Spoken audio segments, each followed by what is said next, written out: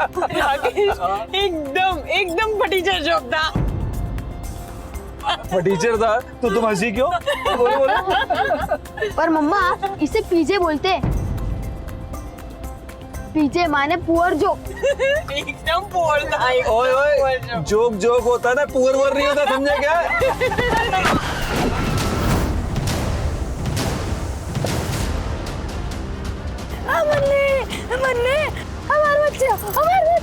हमारा बच्चा।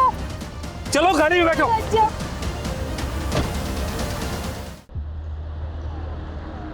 मम्मा वो लड़की मर तो नहीं गई? गलत किया राकेश, हमने बहुत गलत किया। अरे तुम चुप रहो, तुम्हें नहीं समझ में आएगा।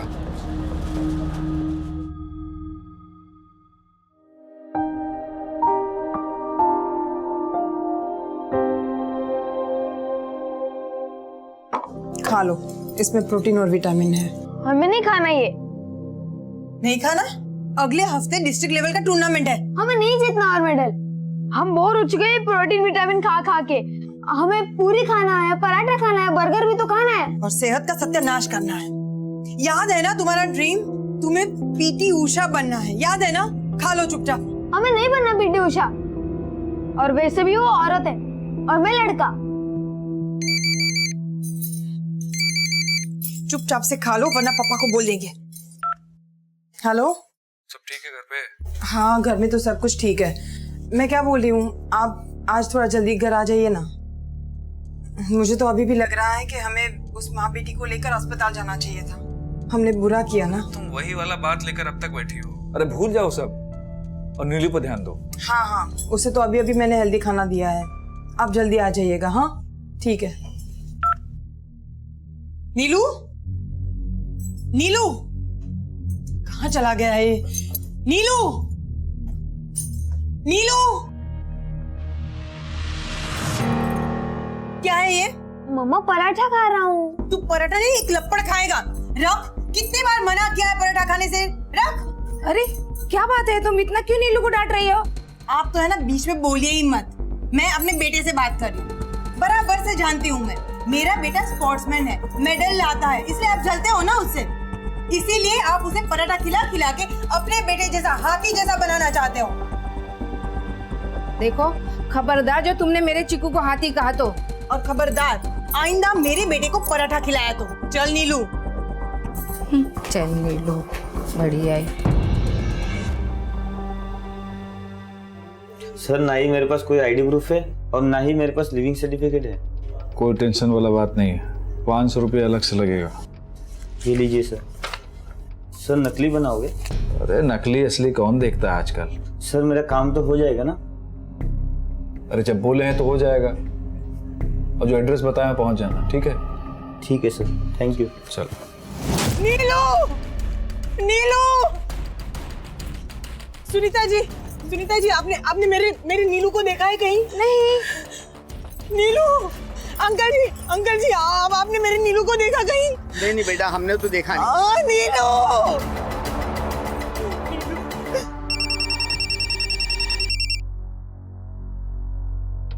राकेश, नीलू कहीं नहीं मिल रहा है। हाँ? मैं स्कूल लेने गई थी, वो वहाँ पर नहीं है। अरे तो पास पड़ोस में देखी तुम जल्दी से घर पे आ जाओ, नीलू कहीं नहीं दिख रहा है मुझे। बस चलो, तो हम पहुंच रहे, तुम परेशान ना, चलो। हाँ। नीलू, क्या हुआ? नीलू मिला? राकेश, नीलू कहीं नहीं है। मैंने सब जगह पे ढूंढ लिया, नीलू कहीं नहीं मिला। परेशान हुआ तो चलो दोबारा दिखते हैं। आ जाओ जल्दी, आओ बैठो। जल्दी।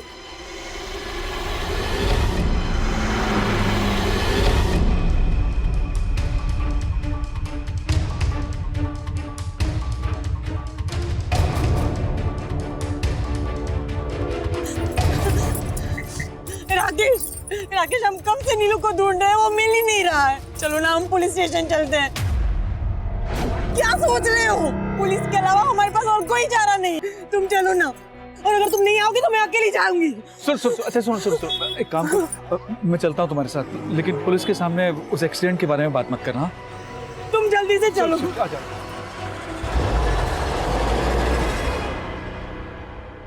ये हमारे नीलू की बुक। सुबह सुबह हम ही उन्हें छोड़ने गए थे स्कूल, और उसके बाद हर रोज की तरह शाम को मैं उसे लेने गई थी। भैया कोई बच्चे दिख नहीं रहे, छुट्टी हो गई क्या? और नीलू कहाँ है? स्पोर्ट क्लास कैंसिल हो गई, 2 बजे सबकी छुट्टी हो गई। उसने आखिरी बार नीलू को स्कूल के गेट से बाहर जाते हुए देखा था और उसके बाद सब जगह पे देख लिया, नीलू कहीं नहीं है सर। हो सकता है कि आपका बच्चा स्कूल से आने के बाद किसी फ्रेंड के या किसी नेबर के अपार्टमेंट में या सब जगह पे देख लिया, नीलू कहीं नहीं है, नीलू कहीं नहीं है। हाल फिलहाल में आप लोगों के साथ कुछ हुआ, आस पड़ोस में कोई घटना दुर्घटना?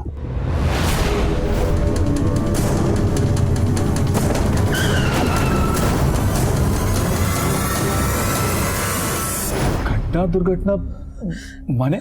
मेरा मतलब किसी के साथ लड़ाई झगड़ा शिकवा शिकायत कोई शक किसी पे? नहीं साहब, किसी पे कोई शक नहीं। आप फिक्र मत कीजिए, हम छानबीन शुरू करते हैं। सुरेश सर, सारे नाकर्स को अलर्ट करो और हाँ, इस बच्चे की फोटोज हर जगह सर्कुलेट कर दो।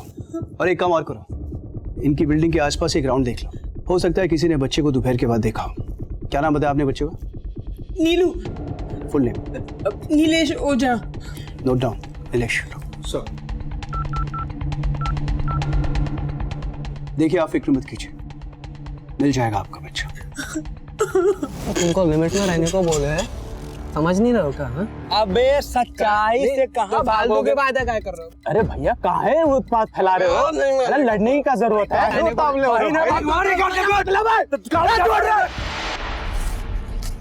यहाँ पे साइन कीजिए।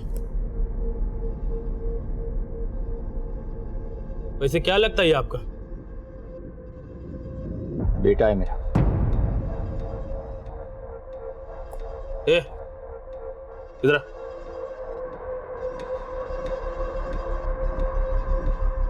साइन कर इधर।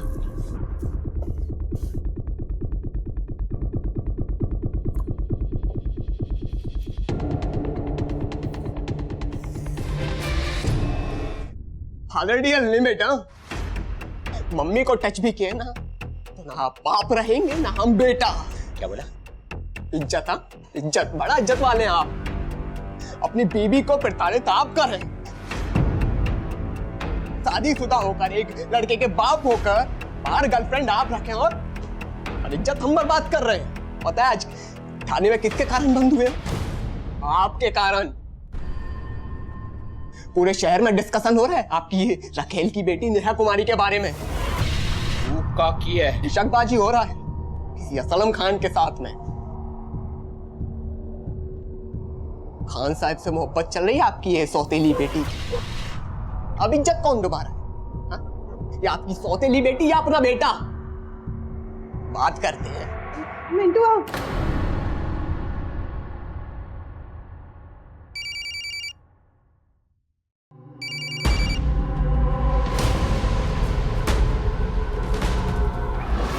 आप इसको पूछो इससे। अरे इससे पूछो काहे मार रहे हैं, बताएगी तुमको। हम इससे काहे पूछे? आपसे पूछ रहे हैं ना। इस जवान बिटिया को कोई ऐसे मारता है का? हम इनकी बिटिया नहीं है। अरे हमारी बेटी होती तो गर्दन उतार के धरती पे धर देते। नाम सुना बोले जा रहे हैं आप। हुआ क्या है, कुछ बताएंगे भी? अरे मुंह पे कालिक पोत रही है वो। बता बता उस लड़के का नाम क्या है? बोल। अरे बोल काहे नहीं रही है? क्या बताएं? हमको क्या पता किसके बारे में बात कर रहे हैं? असलम खान। आया कुछ याद? बॉयफ्रेंड है इसका। तो उससे आपको क्या करना है? मतलब आप कर रहे हैं पीछे दिया। और जबान खुल गया तुम लोगों को। अरे नाली में से उठा के महल में रखे तुमको, भूल गए सब? कुछ नहीं भूले हम, याद है सब। इसीलिए इतना प्रेम दिए हैं आपको, इतना सम्मान दिए हैं। पर इस बार बात हमारी बिटिया के सम्मान का और इसकी फ्रीडम का है। फ्रीडम? शादी करके दिखाओ से तुम दोनों को उसी नाली में फेंक के आएंगे जहां से उठा के लाए थे। तब पूछना हमसे फ्रीडम का मतलब, समझाएंगे अच्छी तरह से। फ्रीडम चाहिए। सुनिए,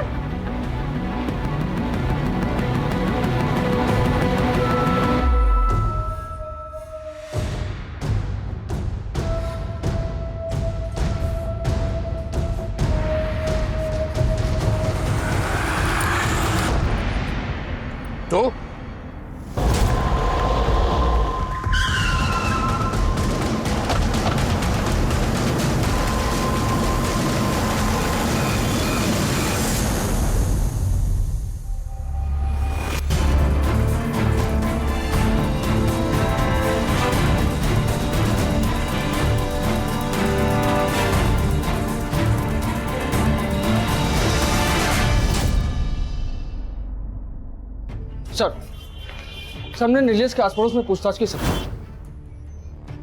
तो वहाँ हमें एक पड़ोसी से पता चला कि सर वो पिछले हफ्ते की बात है, महेश सारन है ना, उसका नीलेश भैया की फैमिली के साथ बहुत ही झगड़ा हुआ था। ये महेश सरन कौन है? सर वो राकेश भैया के पास वाले मकान में किराए से रहता है। झगड़े की वजह क्या थी? कहा बताएं साहब, एक दिन उसकी गाड़ी का शीशा टूट गया तो उसने नीलेश की पिटाई कर दी। बहुत ही झगड़ा हुआ था रजनी भाभी और महेश का। ये महेश कहाँ रहता है? यहीं पास में ही रहता है साहब। चलो दिखाओ। हाँ सर, उन्होंने बिना कोई वजह हमारे नीलू को मारा था। और साहब हमने उसकी शिकायत उसके मकान मालिक से की। उसने कहा कि इस महीने के आखिरी तक उसे निकाल देगा। सर हम महेश सरन से पूछने गए थे, लेकिन उसके डेरा पर ताला लगा था। सर लगता है महेश सरन ही खुंदस में नीलेश को उठाया है और अब खुद ही गायब हो गया। आपसी रंजिश का मामला लगता है। क्या नाम बताया तुमने उसका? महेश सरन सर। उसके घर पे नजर रखो। सर एक बात और मालूम हुआ, सर नीलेश को लोगों के घर जा जाकर खाने का बहुत आदत था। इस बात को लेकर उसकी माँ का आस पड़ोस में झगड़ा हुआ करता था। बच्चे हैं, करते हैं ऐसा। तुम एक काम करो, स्कूल के गेट से लेकर उसकी बिल्डिंग तक कितने सीसीटीवी है पता करो, उन सबकी फुटेज निकालो। और हाँ, नीलेश अगर उस रास्ते से गया है तो वो जरूर दिखेगा। सर हाँ बोलो। महेश सरन लौटा है। बात करो उससे, पूछो कहाँ था इतने दिन। सर मैं सच कह रहा हूँ सर, मैं जॉब की ट्रेनिंग के सिलसिले में 3 दिन शहर से बाहर था सर। ट्रेनिंग के सिलसिले में या फिर नीलेश की किडनैपिंग के सिलसिले में? सर मेरा नीलेश की किडनैपिंग में कोई हाथ नहीं है, आप चाहें तो। पूछा हमने तेरे मोहल्ले में। उसका नीलेश भैया की फैमिली के साथ बहुत ही झगड़ा हुआ था। उन्होंने बिना कोई वजह हमारे नीलू को मारा था। सबका यही कहना है कि नीलेश तुझे फूटी आंखों नहीं सोता था। क्यों? सर ऐसी कोई बात नहीं है। एक बार नीलेश ने मेरी गाड़ी का कांच तोड़ दिया था, तो मैंने भी गुस्से में आके उसे एक थप्पड़ लगा दिया। इससे ज्यादा मैंने कुछ नहीं किया सर उसके साथ में। ठीक है, लेकिन हमारी परमिशन के बिना शहर के बाहर मत जाना। देख रहे हो तिवारी साहब? सर ये लोग आपसे कुछ बात करना चाहते हैं।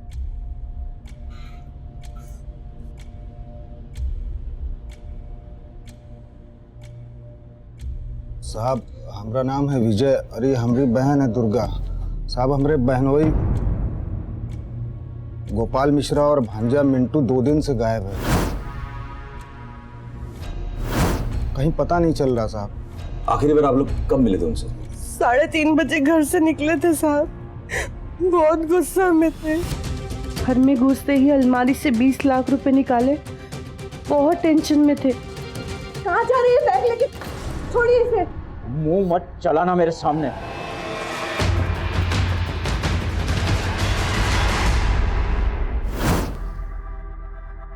क्या काम करते हैं आप लोग? साहब मेरे पति का मनी लेंडिंग का बिजनेस है साहब, और मेरे भाई का पान का दुकान। साहब वो हमारा पान का दुकान का सेटअप भी जीजा जी ने ही करा के दिया था। कारोबार में किसी के साथ कोई झगड़ा झंझट लफड़ा? नहीं साहब, उनका हिसाब बहुत साफ साफ रहता था और बहुत सुलझे हुए इंसान है साहब। तो गोपाल जी के पीछे पीछे मिंटू गया, कैसा संबंध है दोनों में? गलती मिंटू अगर नहीं है साहब, अब आप ऐसा काम करेगा तो फिर बताइए। कैसा काम? अरे बेटा के सामने माँ को मारेगा, दूसरी औरत से संबंध बनाएगा तो। किसके साथ संबंध है? काहे नहीं बताइए किसके साथ संबंध है? साहब इसी बात पे दोनों का झगड़ा हुआ था साहब। मुनकी की बेटी नेहा असलम नाम के किसी लड़के के प्यार में पड़ गई थी साहब। जब ये बात मिंटुआ ने अपने बाप को बताने की कोशिश की तो बहुत मारा साहब उन्होंने चप्पल से। अच्छा, तो ये मुनकी आपके पति की दूसरी औरत थी? हैं? ऑफिस में रिसेप्शनिस्ट थी साहब वो तो। जवान औरत फंसा ली हमारे पति को, और इन्होंने तो ये भी कहा कि उससे शादी भी कर ली उन्होंने। साहब उसकी ना बुरी नजर थी हमारे पति के पैसे पे। शायद जीजा जी इसीलिए उसको 20 लाख रुपए दिए होंगे। तो आपको शक है कहीं मुनकी ही गोपाल जी को? हाँ साहब, वो बुझा गए थे उसकी बुरी नियत को। पता नहीं किस बात पे ब्लैकमेल कर रही थी उनको। फोन पे फोन आ रहा था उनके मोबाइल पे। गोपाल जी का नंबर दीजिए। नंबर लो। 99 36 41 41। सारी डिटेल्स निकालो जल्दी। सर ठीक है, आप लोग सारी डिटेल्स लिखवाइए, जानकारी मिलते ही इत्तला करते हैं।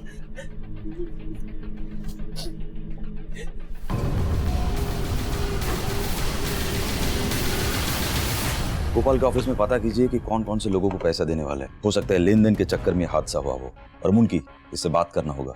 मिंटू की बाइक और गोपाल के कार का सारी डिटेल्स और इन दोनों के फोन के सारी डिटेल्स कंट्रोल रूम को बोलिए, सारे थाने को इन्फॉर्म कर देंगे। सर। थैंक्स। 4 साल की थी नेहा जब गोपाल हमसे ब्याह किए थे। कोई फसाए नहीं है उनको। अच्छा, तो क्या ये बात सच नहीं है कि नेहा और असलम के बीच में जो रिश्ता था उसके बारे में पता चलने के बाद गोपाल ने आपको अपनी जिंदगी से बेदखल करने की धमकी दी थी?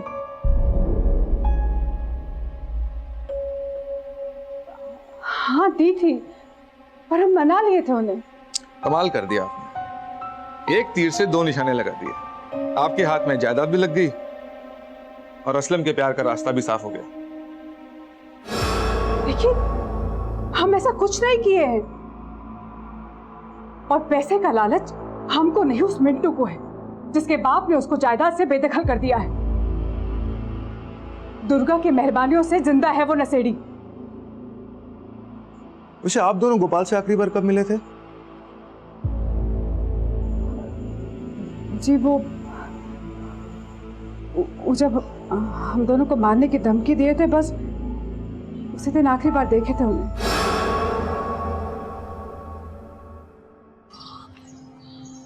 तो आपको लगता है कि मुनकी का गोपाल और मिंटू की मिसिंग से कोई लेना देना नहीं?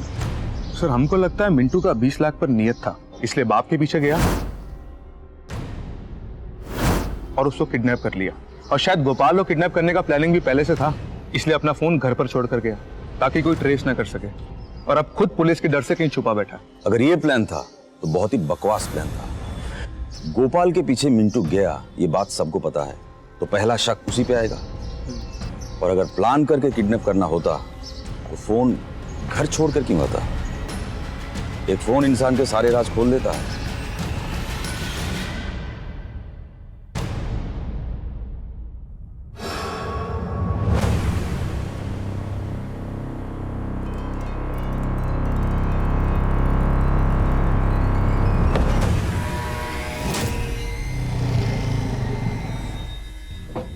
सर, गोपाल मिश्रा के कॉल रिकॉर्ड्स आ गए। कुछ मिला? हाँ सर, गोपाल मिश्रा के कॉल रिकॉर्ड से तो लगता है कि उसका फोन आखिरी बार पटना बाईपास के आसपास ही स्विच ऑफ हुआ था। ये इस नंबर से बहुत सारा फोन हुआ है गोपाल के नंबर पे। जी सर। जिस रोज गोपाल मिश्रा गायब हुआ उसी रोज 25 बार कॉल आए थे, जिसमें से 18 बार तो मिश्रा जी ने कॉल उठाए भी नहीं। ये नंबर है दिवाकर यादव। कॉल किया था इसको? जी सर, किया था, लेकिन सर इसका फोन बंद आ रहा है। और सर, इस आदमी का एड्रेस कंकरबाग कॉलोनी का है। बाकी की डिटेल्स पता कर रहे हैं। जल्दी पता करो, मुझे लगता है इस आदमी का पूरा इन्वॉल्वमेंट है इसका। जी सर।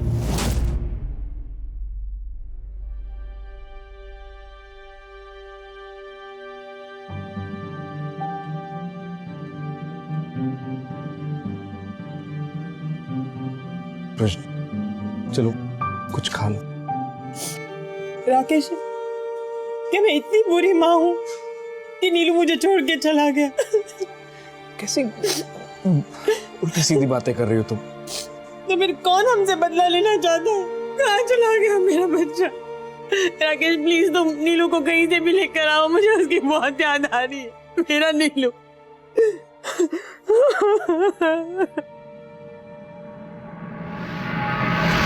सर, नीलेश के क्लास के बच्चों से एक बहुत अजीब बात पता चली। सर, नीलेश क्लास में अक्सर महंगी चीजें लाया करता। जैसे महंगी वॉच, टैबलेट, और सर सबसे अजीब बात तो ये है कि वो कहता था कि ये सारी चीजें उसे किसी मैजिक फोन से मिली है। Magic phone? कहीं नीलेश के गायब होने की वजह ये मैजिक फोन तो नहीं?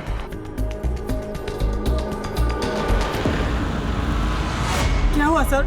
कुछ पता चला हमारे नीलू के बारे में? इन्वेस्टिगेशन चल रही है, इसलिए आपको बुलाया। राकेश, आपने कभी अपनी बच्ची को कोई एक्सपेंसिव गिफ्ट्स दिए, जैसे कोई टैबलॉइड वगैरह? नहीं साहब, हमने तो उसे कभी फोन तक नहीं दिया। नीलेश ने कभी आपको किसी मैजिक फोन के बारे में बताया? नहीं, कभी नहीं। नीलेश के दोस्तों के हिसाब से उसके पास जो टैबलेट था बड़ा एक्सपेंसिव था, वो उसको मैजिक फोन की वजह से मिला था। क्या आपको ये भी नहीं मालूम कि उसको एक्सपेंसिव गिफ्ट कौन देता था? विकास। नीलू का विकास के घर पे बहुत आना जाना रहता था, और विकास कभी कभार उसे चॉकलेट्स, केक्स सब कुछ देता था, जो मुझे बिल्कुल पसंद नहीं था।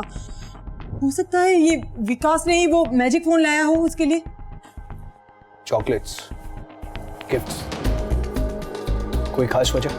सर, वजह तो कोई नहीं थी। नीलू अक्सर मेरे घर पे खेलने आया करता था। धीरे धीरे हम दोनों की दोस्ती हो गई। दोस्ती हुई तो उसे एक्सपेंसिव गिफ्ट देगा तू? बच्चे को महंगे गिफ्ट देगा। सच बता, वरना मैं तुझे मेरा मैजिक दिखाऊंगा। हाँ सर, मैंने उसको गिफ्ट दिए थे। तो बता वो मैजिक फोन का। मुझे कुछ नहीं पता सर। नरेश के हिसाब से उस मैजिक फोन की वजह से उसे टैबलेट मिला था। सच बोल। बताता हूँ सर, बताता हूँ। नीलू अक्सर वक्त बे वक्त मेरे घर पे खेलने आया करता था। एक दिन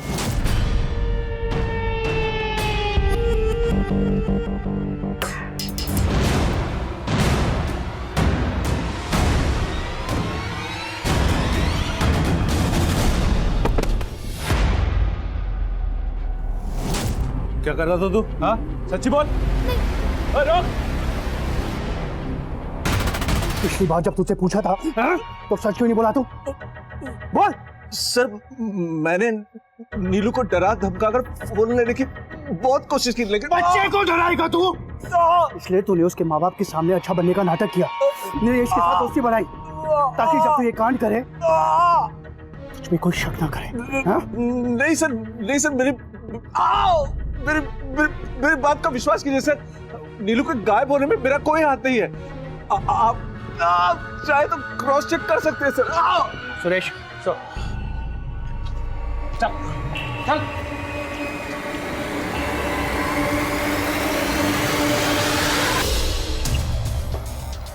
सर, इस विकास के खिलाफ भी कोई सबूत नहीं मिला। कहीं ऐसा तो नहीं कि हम गलत डायरेक्शन में इन्वेस्टिगेट कर रहे हैं? कई क्राइम्स में ऐसा हुआ है कि बच्चों के साथ क्राइम बच्चों ने किया है। नीलेश एक होनहार लड़का है, एक अच्छा एथलीट है। तुम उसके स्कूल में जाके पता करो कि कोई बच्चा उसका दुश्मन तो नहीं था। सर,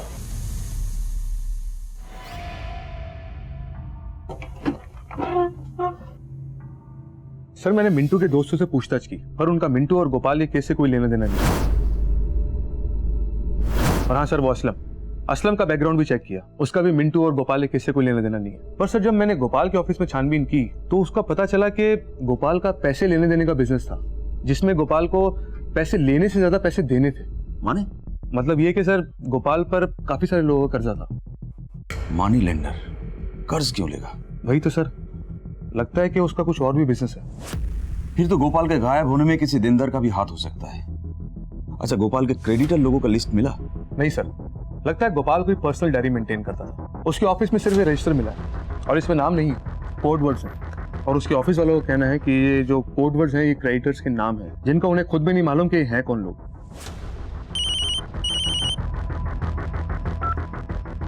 हेलो सर, दिवाकर को मैंने अभी पटना सिटी के एक लॉज से पकड़ा है। वही दिवाकर जो लगातार गोपाल को फोन कर रहा था। ले आ उसको।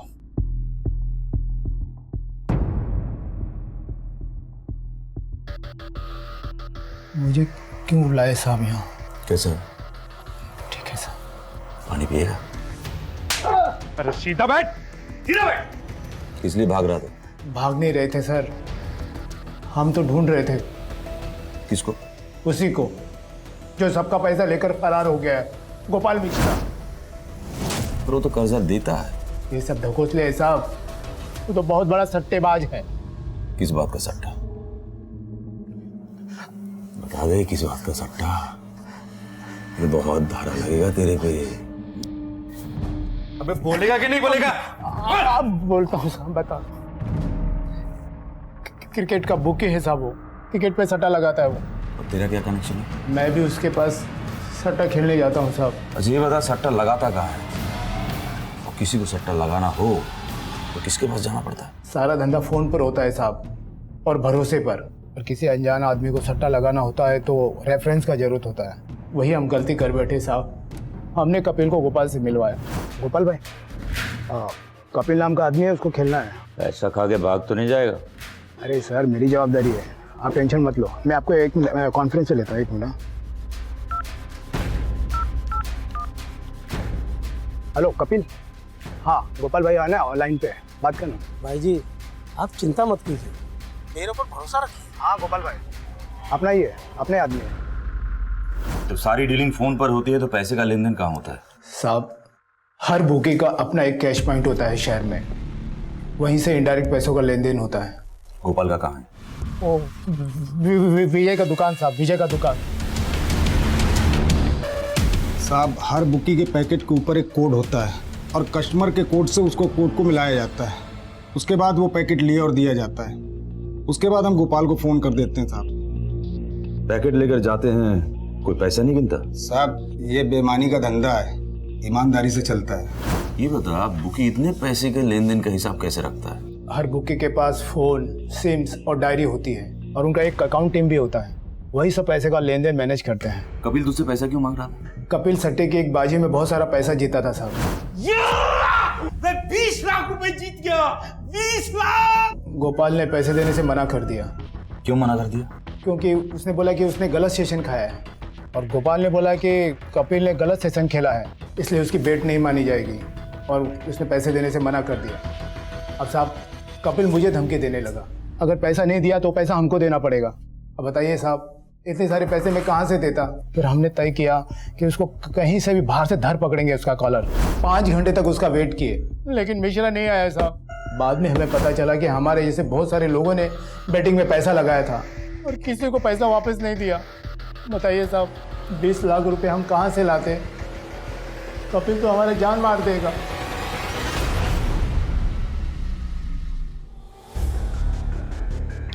सर ये भी तो हो सकता है कि दिवाकर ने कपिल के साथ मिलकर गोपाल का मर्डर किया।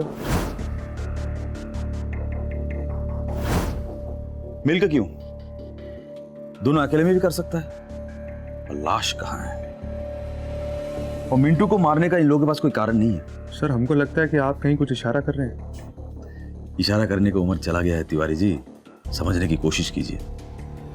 यहां मसला कुछ और है। सर गोपाल मिश्रा का गाड़ी मिल गया, पटना दानापुर बाईपास के अंदर एक सड़क पे खड़ा है।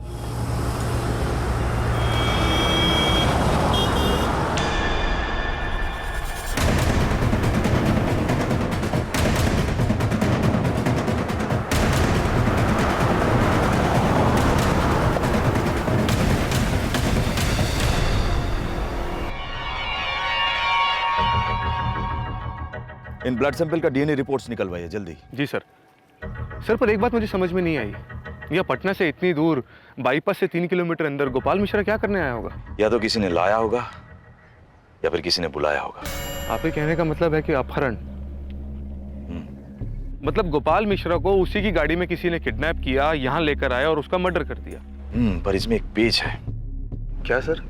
बॉडी मारा तो बॉडी किधर है? कोई अपने साथ बॉडी लेके क्यों जाएगा? सर पर यह भी तो हो सकता है कि गोपाल मिश्रा का एक्सीडेंट हो गया हो और उसे कोई नजदीकी अस्पताल में लेके गया हो। यह भी तो हो सकता है कि गोपाल मिश्रा खुद किसी को मार के यहां से भाग गया हो। इस कार में किसके साथ क्या हुआ है वो ब्लड सैंपल का डीएनए रिपोर्ट्स आने के बाद ही पता चलेगा। गलती है राकेश, हम दोनों की गलती है।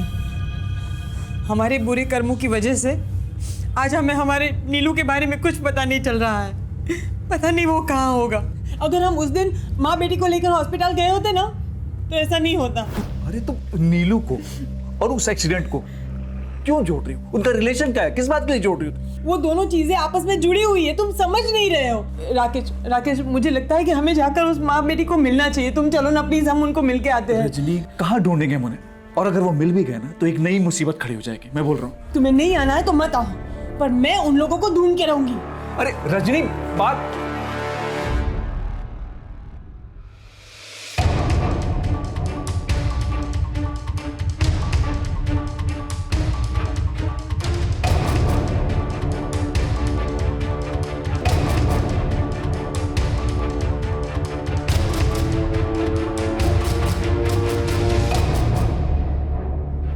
हम उस दिन के लिए बहुत शर्मिंदा हैं। हमें आप लोगों को ऐसे छोड़ के नहीं जाना चाहिए था, हॉस्पिटल लेके जाना चाहिए था। गरीब का हालत तो ऐसा ही होता है। वो तो भगवान ने बचा लिया, 18 टाका लगाए माथा में, मरी जाती नहीं तो। यकीन मानिए उस दिन से एक रात भी चैन की नींद नहीं सो पाए हैं हम। हमारे परिवार की तरफ से हम माफी मांगते हैं, प्लीज हमें माफ कर दीजिए। एक बात पूछे आपसे, आपको हमारे बेटे के बारे में कुछ पता है? बेटा? कौन बेटा? हमारा बेटा नीलू। जिस दिन ये एक्सीडेंट हुआ उसके अगले ही दिन से वो लापता है, अभी तक नहीं मिल रहा है। कुछ पता है तो प्लीज बताइए ना।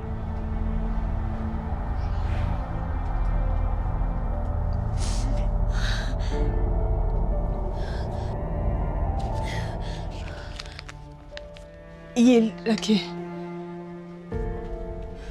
रखिए, काम आएंगे।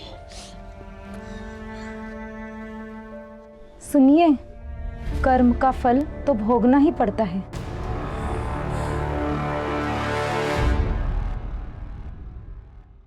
जैसे ही एक्सीडेंट हुआ तो हम लोग गए, देखा माँ बेटी दोनों दुख में तड़प रहे थे, मगर फिर भी हम लोग वहाँ से निकल गए। ये सब आपने मुझे पहले क्यों नहीं बताया? सर हम लोग डर गए थे। आपको पता है ना, देश में इतने सारे एक्सीडेंट्स में इतनी सारी मौतें इसलिए होती है क्योंकि उन्हें वक्त पर अस्पताल नहीं ले जाया जाता। और आप तो कमाल है, खुद ही टक्कर मारे और खुद ही वहां से भाग गए। गनीमत है वो बच गई। सर हमने जाकर देखा, माँ बेटी दोनों सही सलामत हैं। किस्मत है आप लोग की कि वो बच गए, और आप दोनों के खिलाफ वो कंप्लेन नहीं लिखवाना चाहते, वरना लंबी सजा होती है आप दोनों को। सजा तो अभी भी भुगत ही रहे हैं ना। पता नहीं हमारा नीलू कहाँ होगा। सर ये गाड़ी में मिले वो ब्लड सैंपल रिपोर्ट है जो गोपाल और मिंटू से मैच कर रहे हैं। और एक चीज देख रहे हो, गोपाल के केस में ब्लड वॉमिट हुआ था, ब्लड में पॉइजन के ट्रेसेस मिले, यानी फूड पॉइजनिंग। मतलब किसी ने जहर देने की कोशिश की। सर पर मिंटू के ब्लड सैंपल रिपोर्ट में तो जहर है ही नहीं। अजब खेल है।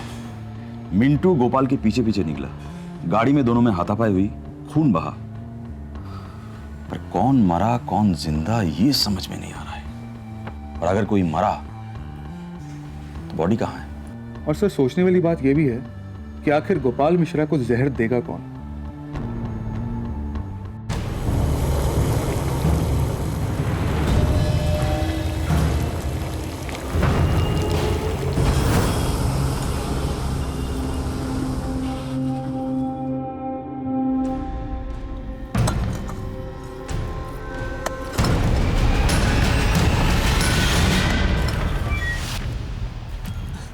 साहब, हमारा वो पड़ोसी हामिद अपने बेटा को मारकर कब्रिस्तान में गाड़ दिया है पीछे। किधर? शेखपुरा में साहब।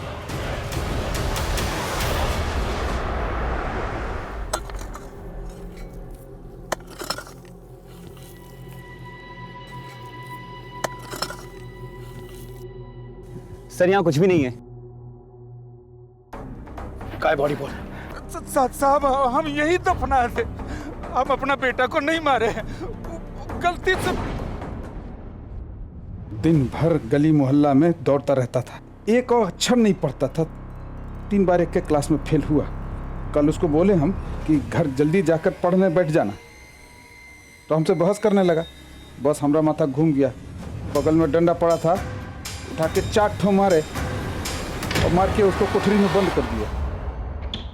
फिर रात में हम उसको खाना देने गए तो पापा यार जानवर कोई अपने बच्चे को ऐसे मारता है? हाँ? तू जानता है ना, बच्चों को मारना कानूनी जुर्म होता है। काय बॉडी बोल। अब यही दफनाए थे साहब, पता नहीं कौन खोद के ले गया। ले जाओ साहब। साहब हम रोज रात 10 बजे तक यहाँ पहरा देते हैं साहब, यहीं बगल में हमारा डेरा है साहब, हमको कुछ नहीं मालूम साहब। सच बोल रहा तू? हाँ साहब सच बोल रहे हैं साहब। हाँ साहब। सुरेश इसका स्टेटमेंट लो, और यहाँ जितने भी लोग आते जाते हैं उनकी भी डिटेल्स निकालो और छानबीन करो। सर कबर खोदकर बॉडी चुराने का क्या मतलब हो सकता है? किसी को बच्चे की लाश ही होगी और क्या। लेकिन सर नीलेश भी तो गायब है।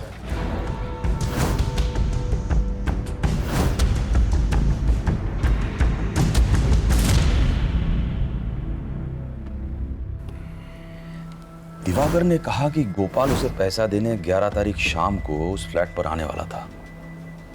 सर लेकिन दुर्गा ने तो बोला था कि वो 3:30 बजे ही 20 लाख रुपए लेकर घर से निकल गया था। और गोपाल के घर से यहाँ तक की दूरी लगभग 7 किलोमीटर है, मगर वो 3:30 बजे घर से निकला तो लगभग 3:50 तक यहाँ तक पहुँच जाना चाहिए था। पर सर गोपाल तो फ्लैट पे पहुंचा ही नहीं है। गोपाल मिश्रा को जहर या तो मिंटू ने दिया होगा या कोई और। सर अभी दूसरे थाने से फोन आया था, गोपाल जिसका पैसा खा गया था वो कपिल, उसने सुसाइड कर लिया। क्या?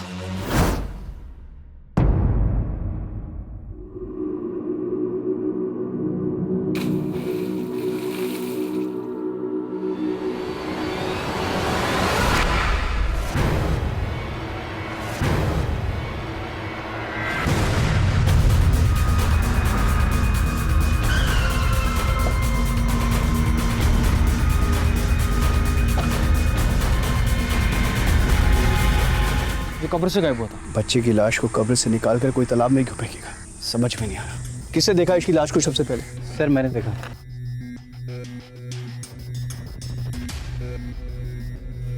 एक काम करो, जल्दी से बॉडी का पोस्टमार्टम कराओ, आसपास के सारे इलाके छान मारो, और हाँ कोई भी संदिग्ध आदमी देखे उठा लो उसे। सब इन सब की स्टेटमेंट ले लो, खासकर इसकी।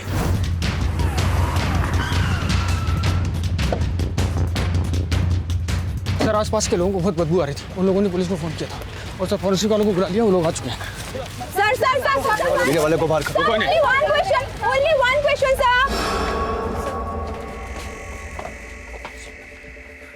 सर नरसंहार हुआ है। लेकिन मारा यहाँ नहीं गया है, यहाँ से मारकर फेंका गया है। जी सर। सर फर्श पर कहीं ब्लड नहीं है और ना ही कहीं कोई हथियार नजर आ रहा है। वही तो कह रहे हैं, मर्डर कहीं और हुआ है, सिर्फ डंपिंग यहाँ हुई है। जैन सर। जी सर। जी I know sir. Jain sir. Jain. SP साहब सर। पूरी मीडिया हरकत में आ चुकी है, इससे पहले ये मामला आग की तरह फैले, हमें इसे यही सॉल्व करना है। सर फॉरेंसिक वाले आए क्या? जी। फॉरेंसिक वाले को बोलो जल्दी से जल्दी हमें रिपोर्ट सबमिट करें। और सुनो, उड़ान वाले को उठाओ। सर। ये गुत्थी अब पुलिस की रातों की नींद उड़ाने वाली है। कैमरामैन रमेश दुबे के साथ मैं पूनम। सर गोडाउन में मिले 18 लाशों में से 12 लाशें 12 से 16 साल तक के बच्चों की हैं, जो अलग अलग एरिया से हैं। मतलब साफ है, अलग अलग जगहों से लाशों को उठाकर एक जगह डंप कर दिया गया। सर इनमें से कुछ की तो मिसिंग कंप्लेंट्स हैं और कुछ लाशों को शमशान और कब्रिस्तान से चुराया गया है। सर शमशान और कब्रिस्तान, जैसे बबन की लाश को चुराया गया था। जी। लेकिन फिर उसकी लाश को पानी में क्यों फेंका गया, मुझे कुछ समझ नहीं आया। कहीं ऐसा तो नहीं कि जिन लोगों ने बबन की लाश को चुराया उन्हीं लोगों ने। लेकिन सर कोई इतनी लाशों को चुरा कर करेगा क्या? सर कहीं ऐसा तो नहीं कि ये नरबली या नरपिशाच कांड या फिर ह्यूमन ट्रैफिकिंग? इतने बड़े पैमाने में इतनी सारी लाशों को इकट्ठा करना, शायद उसने सड़ने के लिए रखा हो, लेकिन कोई ऐसा करेगा क्यों? एक बात और सर, इन सभी बच्चों में से 5 बच्चे डिस्ट्रिक्ट लेवल के स्पोर्ट्स प्लेयर्स थे और नीलेश भी स्पोर्ट प्लेयर है सर, जो गायब है। बबन की लाश मिल चुकी है, नीलेश की नहीं। हो सकता है नीलेश जिंदा हो। हमें सबसे पहले ये पता करना हो कि बबन, नीलेश और इन 18 लाशों में कोई लिंक है या नहीं है। तुम एक काम करो, नीलेश की बिल्डिंग और उस स्कूल के आसपास के सारे चक्कर वापस कटवाओ और डिटेल्स मुझे दो। सर ये उस जगह का मालिक है जहाँ सारी लाशें मिली। नमस्ते हजूर। उसने हमसे कहा कि ये जगह शहर से थोड़ा दूर है, उसका दारू का फैक्ट्री डालना है, इसलिए हमने उसको ये जगह दे दी। इससे ज़्यादा हमको और कुछ नहीं पता है साहब। नंबर दो उसका। जी हजूर।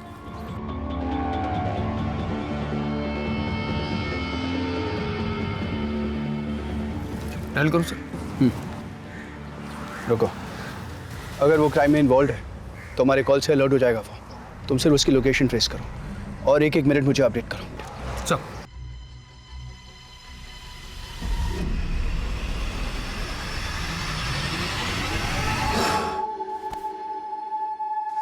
अरे यहाँ क्या कर रहे हो? कब से तुमको ढूंढ रहे हैं। ओके अच्छा ठीक है ठीक है। सर आपने जो नीलेश के स्कूल में तहकीकात करने को बोला था, वहाँ कुछ खास तो मिला नहीं, लेकिन स्कूल के बच्चे और आसपास के लोगों ने बताया कि वहाँ कोई पानी पूरी का ठेला लगाता था।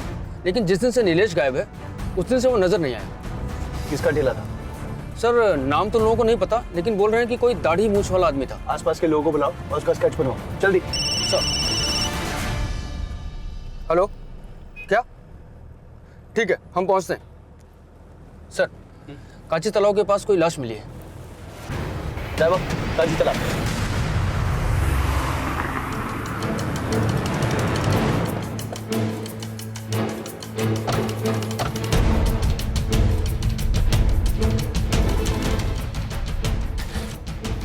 गुप्ता यादव, आसपास देखो कुछ मिलता है क्या?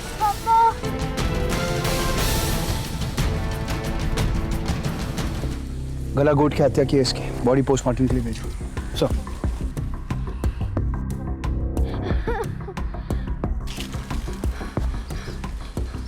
क्या हुआ था?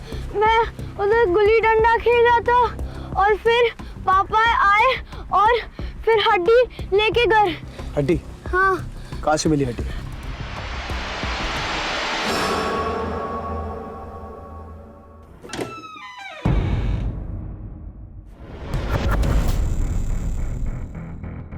तुम दोनों इधर उधर देखो।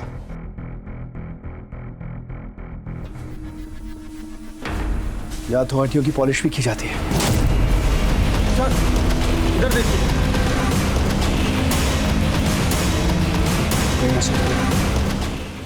कि जितने भी कंकाल यहाँ पड़े हैं वो पहले लाशें थी।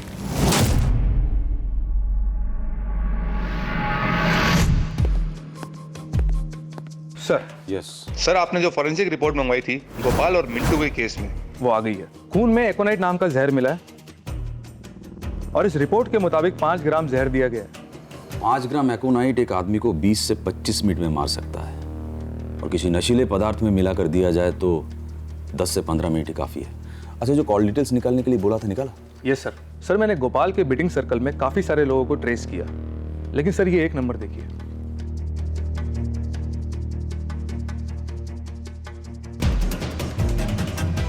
बुला उसको। सर।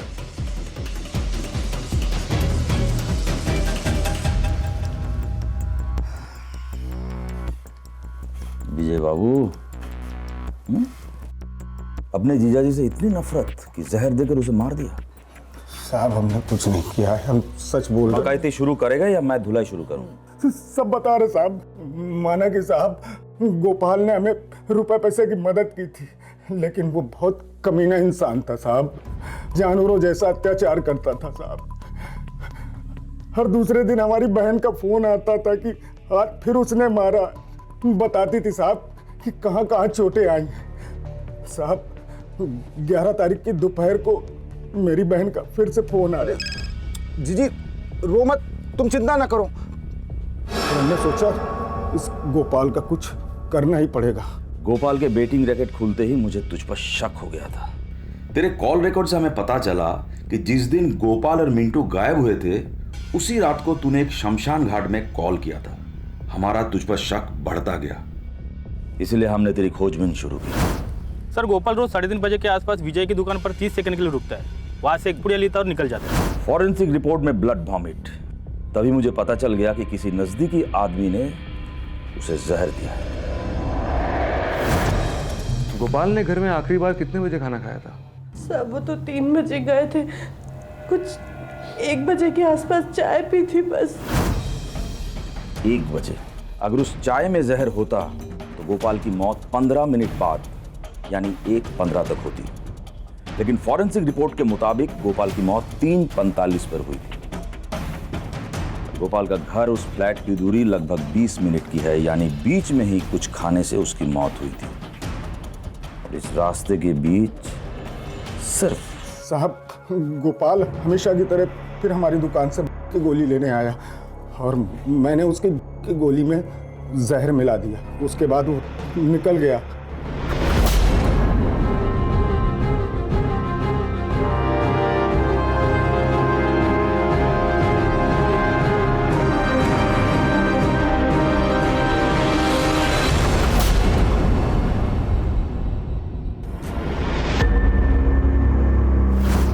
और मैंने देखा कि गोपाल का बेटा मिंटू उसका पीछा बाइक से कर रहा है। गोपाल की गाड़ी आगे जाके रुक गई और तब तक उसका बेटा मिंटू वहां पहुंच गया और उसके नोटों से भरे बैग को छीनने लगा।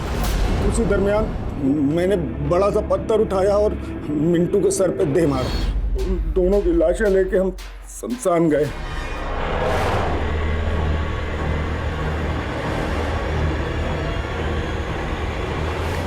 आप बिल्कुल फिक्र मत करिए, हम इन लाशों को जला देंगे, किसी को कुछ पता नहीं चलेगा।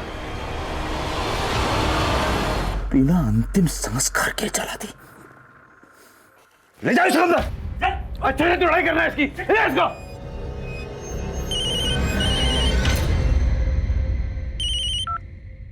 हेलो, क्या?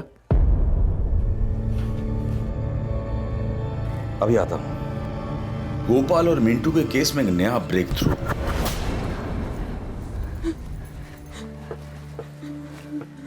गोपाल जी, ये तो हमारे मिंटू की टी-शर्ट है। हाँ, मिंटू।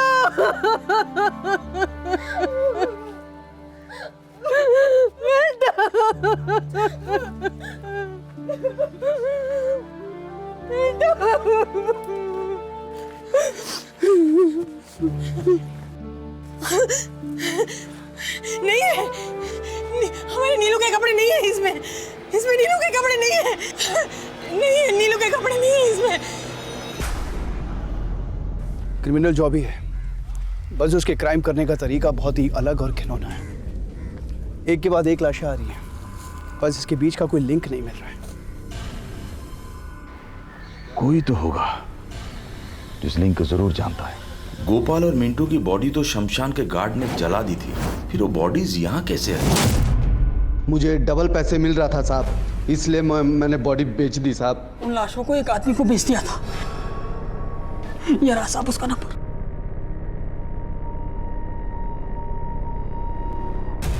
ओके, ठीक है, ठीक है। सर, गोडाउन वाले ने जो नंबर दिया था वो किसी बाबू मंडल के नाम पर रजिस्टर्ड है। वो नंबर काफी टाइम से बंद था, लेकिन अभी 5 मिनट पहले ही एक्टिव हुआ है। ये रहा वो नंबर सर। हम रोज रात 10 बजे तक यहाँ पहरा देते हैं साहब, यहीं बगल में हमारा डेरा है साहब। सुरेश सर, वो जो ग्रेवयार्ड का सिक्योरिटी गार्ड था उसकी कॉल डिटेल्स दिखाओ। सर जल्दी।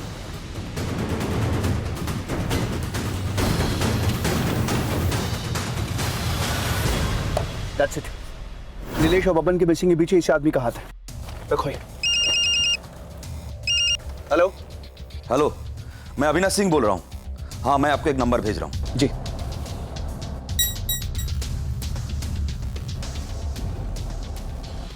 इसकी लाइव लोकेशन निकालो। हेलो, अभी मैं आपको एक नंबर भेज रहा हूँ, इसकी लाइव लोकेशन चाहिए तुरंत। सर। हाँ। बाबू का फोन बंगाल बॉर्डर की तरफ जाता हुआ शो हो रहा है। इसका मतलब वो शहर छोड़ के बंगाल की तरफ भाग रहा है। तुम एक काम करो, सारे नाके अलर्ट करो और इसकी स्केचेस हर जगह सर्कुलेट कराओ। सर, गाड़ी घुमाओ, कम ऑन फास्ट।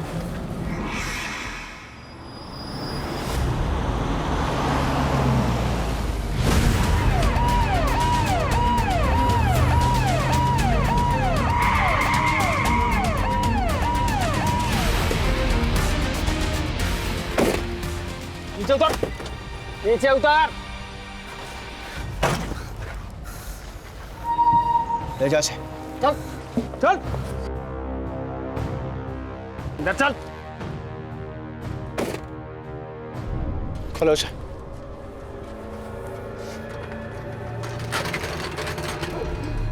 याद आया कुछ? हम गैर कानूनी ढंग से हड्डियां और कंकाल बेचने का धंधा करते हैं साहब। हर साल इंडिया से 20 से 25 हजार लाशें विदेशों में भेजी जाती है साहब, खासकर पड़ोसी देशों में। कहाँ से मिलती है हड्डियां? कहाँ से मिलती है हड्डियां? शमशान घाट से साहब, कभी अस्पताल की लावारिस। हमें जब भी लाशों की जरूरत होती है साहब, हम इन सब जगहों में जाते और वहाँ के मैनेजर और नर्स, कंपाउंडर गार्ड सब हमसे मिले होते साहब। सब 500 से 2000 रुपए में बेच देते हैं लाशें साहब। कई बार हड्डियों के लिए लोगों को मार भी देते हैं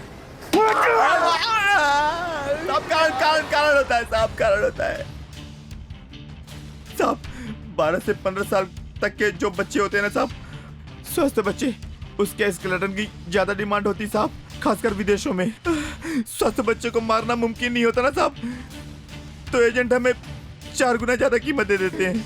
बॉडी को डालता है, बोल बॉडी को डालता है। सब बॉडी को डिकम्पोज करने के लिए साहब या तो एसिड में डाल देते हैं या नदी में मछली को खाने के लिए छोड़ देते हैं साहब। जब उसका मांस निकल जाता है तो ढांचा निकाल लेते हैं। सब विदेशों में इन हड्डियों से यानी यौन शक्ति बढ़ाने की दवाई बनती है साहब। विदेशों के मेडिकल कॉलेज में रिसर्च और स्टडी के लिए इनको यहाँ पे कंकाल भेजते हैं साहब। नीलेश की बॉडी मुझे अभी तक नहीं मिली, ना उसके कपड़े।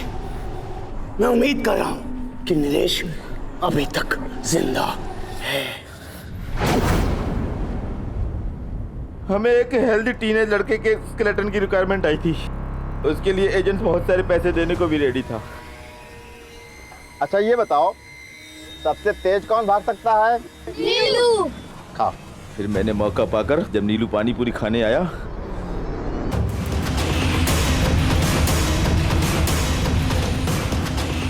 घर जाते वक्त नीलू रास्ते में बेहोश हो गया साहब। उसकी हड्डी तो कब का विदेश एक्सपोर्ट कर चुके हैं साहब। नीलेश